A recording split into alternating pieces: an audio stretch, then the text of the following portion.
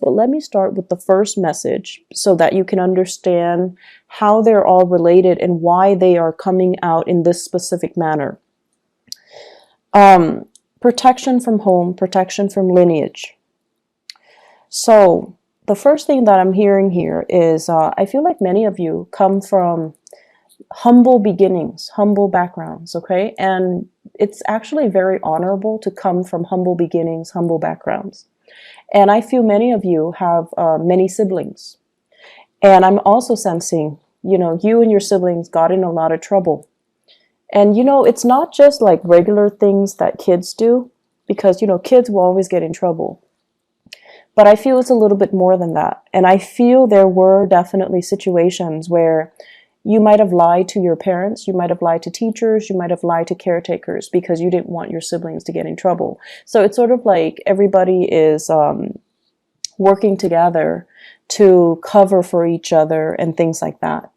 So I feel like, through that process and the environment that you grew up in, it might not have been the most stable, even the most loving, okay? So I feel like there were definitely a lot of anxiety that you've had regarding caretakers. There was a lot of anxiety that I'm feeling here. And what I mean here is that you felt the need to protect, either protecting your siblings or protecting yourself from some type of the environment that you were in. And so what I'm also sensing as well is, especially if you've behaved in a way where you got in trouble a lot, I feel like you had a lot of divine protection to kind of help you get out of those situations. And I also feel for many of you, it was a series of, getting into trouble. And you had divine protection to kind of get you out of those sticky, dicey situations. And what I'm sensing here is a lot of the times we have divine protection because we need it, because we're prone to either making bad decisions, or we're prone to being careless, or we're prone to losing our sense of direction or veering off track away from what our moral compass is telling us.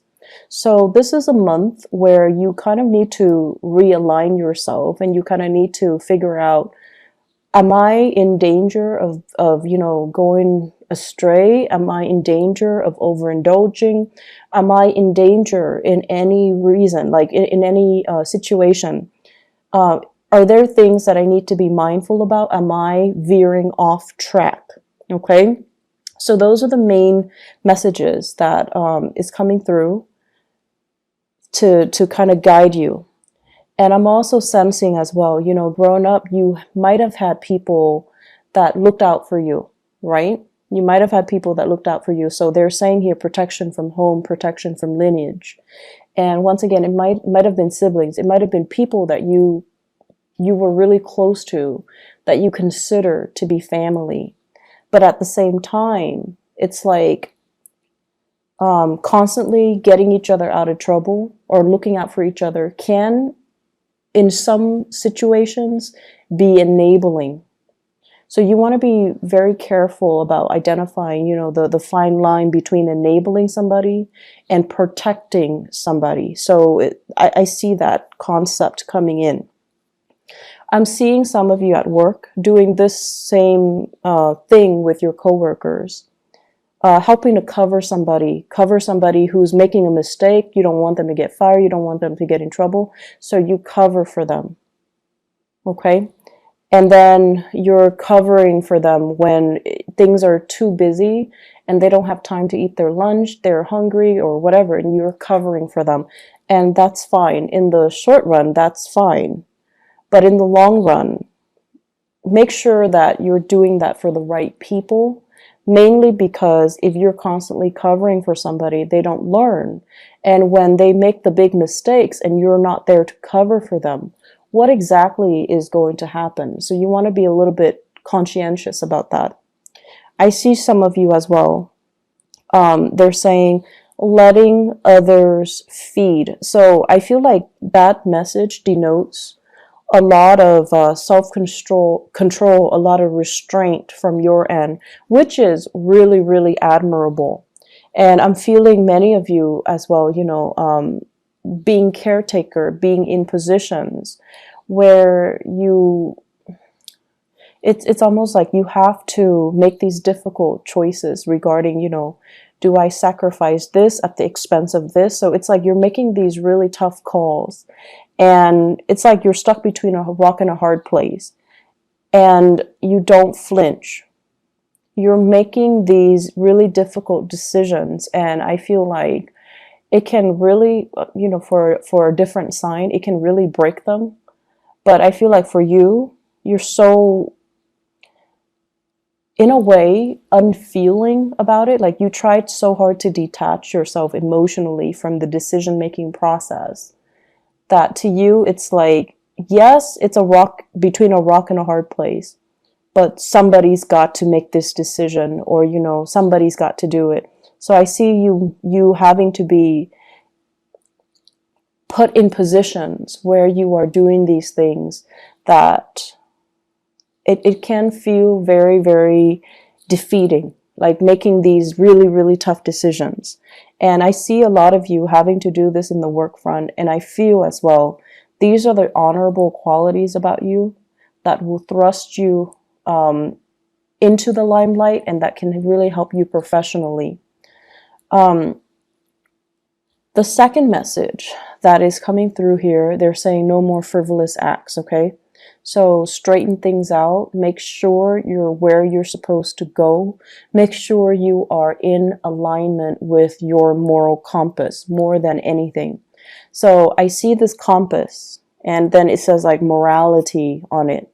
And it's kind of, you know, when a compass needle, it oscillates or it fluctuates. It's almost like you're close, but you're a little bit off track. So they're telling you, you know, aim to be virtuous, aim to be righteous, aim to do the things that you know is right, aim to basically be guided and make decisions that are guided by your moral compass. So once again, the previous message about you having to make these really difficult calls, make sure that whatever you do, you are guided by your internal moral compass. The frivolous acts message, I honestly feel like it deals with overindulgence in sex and relationships. Okay? It deals with, are you truthful to the people that you love? Or are you being led astray by, you know, physical desires for fun, excitement, and just, you know, meaningless relationships? So that is a message that I really want to emphasize, because it's coming out very strongly. It's coming out across 3 cards here in this spread. And so they're saying as well, you know, frivolous acts and overindulging and doing things based on our baser desires rather than from spiritual enlightenment. So I do see a lot of drinking, spending, you know, all night drinking and then making bad decisions. I do see people with a lot of relationship partners. So I would really, really urge you, be careful about protection. Be careful about shielding yourself from, you know, negative energies. Be careful as well that you don't end up, you know, like drinking the night away and then waking up next to a stranger and not using protection. So, you know, things like that. And I'm not going to go into that in further. So just please be careful for this month. It is still Mercury retrograde until the 15th. I believe is the 15th. And it's a prime time for us to do things in a more reckless manner. And it's a prime time for us to make mistakes, okay? In order to even miscommunicate, misunderstand, and do things that we normally wouldn't do. So it's a good time for you to be extra careful if you are sleeping around, if you are, you know, running around, having multiple relationships and with people that you don't know very well. So just please be careful about that. All right. So try to steer yourself on the right path and whatever vows you make to your relationship partner, make sure you honor them. Make sure you honor them, okay? Um, the third message here deals with a pot of money, okay? So like it's basically a pot of money. And what I see here is I'm feeling for some of you, the work situation is going swimmingly well. It's going really, really well. Many of you are able to travel, are able to see the world, are able to save up quite a bit of money, are able to kind of, have the lifestyle that you want because of your financial situation. Things are going really well for you guys. Many of you are also business owners. And I feel like you might be an associate, or you might even have a business partner. And so the two of you, or the three of you, or, the group of you, you're accumulating quite a bit of money. And you're busy. You're really, really busy. It's like money is coming in faster than you can spend. But on top of that, you're so busy that you're not really spending it. So it's growing, it's accumulating, and it's just sitting there. So you're in a very, very good space financially. And I honestly would suggest you're sitting on money, try to diversify, try to invest. And I also feel that you might want to go into real estate. You might want to go into property management. You might even think about, opening up a restaurant, opening up a venue, opening up something where I feel like there is a physical structure. So it could be like, property management. You're managing physical structure. Opening up like a restaurant where it's physically like in a structure. So doing something like that where things are stabilized, and I feel like that's going to be the right way to do things, okay? Investing here and there, it's a little bit too volatile right now, so you might want to rethink it. And so I feel like you're sitting on some money, and make it, put it to good use. Make it work for you, make it grow for you. And even if you're just like, oh, but I have so little, start investment with like 500 at a time. So you might not have, the 10,000 that you're hoping for a down payment, or even to start investing. Start investing it in some way, somehow. Start early, okay? What I'm also feeling as well is some of you might have financial linkages with another person. So it's like shared pot of money. So it's shared between you and other people, possibly with a partner, like a relationship partner, or a business partner. And I feel like, things cannot, like you can't make the decision unilaterally without their consent or without their input. So you're trying to decide what to do with the money. And I'm also sensing some of you, it's just like sitting there. It's not really being utilized to its full potential. And I also feel like you and your partner, you're interested in accumulating it, but it just sits there. So try to invest, try to expand your business, try to figure out what to do with it so that it's just not sitting there losing value over time, okay? I see that happening, and I feel like you're better off doing something right now. And, it's funny because it is Mercury in retrograde, but I feel like, having these discussions so that you can start planning things out and start doing things, it's actually more favorable for you guys during this time. I'm also feeling as well, many of you have worked really, really hard for your financial situation to be really stable right now. So it wasn't just, handed to you on a silver platter. And I also feel because you've worked really, really hard, you're being quite conservative when it comes to your spending, being quite conservative when it comes to not taking risks with your money, which is also really good. But I feel like the market is supporting that right now. So you might want to do a little bit more research, okay? Do a little bit more research and feel a little bit safer to spend, because I feel like it's a good time for investment opportunities. It's a good time for you to actually go for it. So whatever you've been thinking about for the past 3 years, definitely go for it, and don't shortchange yourself anymore invest in yourself. So some of you possibly could be thinking about taking a really big course. Like I'm seeing a lot of realtors.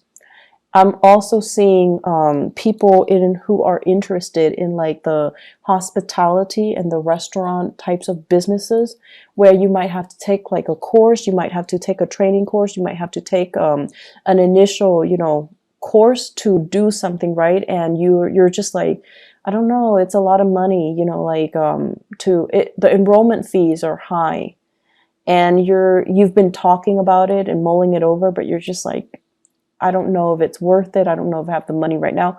I feel that the money is there, and it actually is a really good time for you to start investing, okay? What I'm feeling as well, there is an air sign here in your work sector. So this is somebody that you're dealing with on a regular basis in the work front. Air signs are Aquarius, Gemini, and Libra. And I see a more, Aquarius is a masculine sign. But the way that I'm seeing this person is, I feel like it's more of a masculine person, someone who exhibits more, go-getter, assertive traits, okay? So we're not talking so much genders, we're talking about characteristics and traits. And this is somebody that is like a no BSer. If they catch you lying to them or shortchanging them or being deceitful or being evasive, they're going to get very aggressive, and they don't take no for an answer. It's somebody who's very, they're like a hawk, and they know how to dig for answers. They know exactly what they want. They go towards it, and they will, kind of slice through anything and anybody that is standing in their way. This is somebody that you actually admire, okay? You admire this person. And I honestly feel like you wish you could be like this person, but sometimes you get really annoyed by them because you feel like you feel like they're on this, moral high ground preaching to the choir, and you feel almost like it's hard for you to relate to them. And then I'm also sensing as well, this is somebody that is, they're very righteous. They do things because they adhere to that moral compass. And I do feel as well, there is this love-hate relationship happening between you and this person, where a big part of you wants to adhere to your sense of morality. And you see that the other person has gotten where they are because they adhere to that. But I also see you comparing your life to their life, and you're just like, but I have more money, and they're still struggling. And so there's this comparison. There's also this sense of like this love-hate, but admiration. You really admire this person. And, they do things by the book, and they're not going to let anybody, money, power, or, people's opinion of them, steer them away from their moral compass. And I feel like that is very admirable. And at the end of the day, that's the person that you aspire to be. And this concept of morality is coming out so strongly for this month. I just feel like you're going to be confronted with many ethical dilemmas. And what you do unfortunately, what you do can really set you up for, an accumulation of karma, good or bad. So I would urge you to really listen to that inner voice and to follow your moral compass, okay? You guys do have Saturn in your sign right now, and it will stay there roughly 2.5 to 3 years. So you want to make sure that you are clean. You want to make sure you do things the right way. You want to make sure you really, really, really follow your intuition, and especially that moral compass. Okay, Saturn is a planet of karma. It is also a taskmaster. It teaches us things that we don't want to deal with. it forces us to confront some important life lessons. And so what you do for this month, and especially in a Mercury retrograde period, it just feels to me to be very karmic. Mercury in retrograde, when secrets come spilling out. So what you do for this month is actually very, very important. So listen to that inner voice. Do the right thing. And obviously, you know, that's not going to apply to everybody. And just make sure you know where you stand. Make sure you know who you are. And make sure that you do things by the book. Okay? I guess we're moving on here to the last message, Temple of Power. Temple of Power. So I like this imagery because what I'm seeing here is I see this island. It's kind of like a moat. It's surrounded by water. It's cut off, and you know there's a bridge leading to the moat, and there's a temple, a fortified structure. It looks like a temple that's built on top of it. And I see you patrolling, walking back and forth, patrolling the perimeter, and you're kind of looking out. And you know there's only one way in, right? Like there's only one bridge over the water to get to where you are, but you're like obsessively just patrolling the area, looking out, just making sure that, you know, you're counting all the money in your vaults. You're looking out to make sure that no one is coming in to steal things from under you. So what this denotes to me is it's a fear of competition. It's a fear of losing everything that you've worked really, really hard to get at. Okay. And many of you, you guys are really, really hard workers. You guys work tirelessly to go after what you want. And I also feel as well, there's this sense that you really, really push yourself. And coupled with the first message about humble beginnings as well, you've gotten where you are today, mainly because I feel for many of you, you've had to make a lot of sacrifices. You had to make a lot of tough decisions. Oftentimes, they might not have been in alignment with your moral values, but you had to do them because you had to build this temple of power. And it's not just about the money. It's about challenging yourself. It's not just about, you know, I want to be successful and I want to be a millionaire or billionaire. No, it's more about challenging yourself. It's about, you know, climbing that mountain. It's about putting yourself in difficult situations to know who you are and to know what you're capable of. So you're at this point right now where you are at the peak of your professional development. So people respect you, people hold you in reverence, and people really, really admire you, and they come to you for your expertise. So you're in a really, really good place where you have a lot of respect from other people.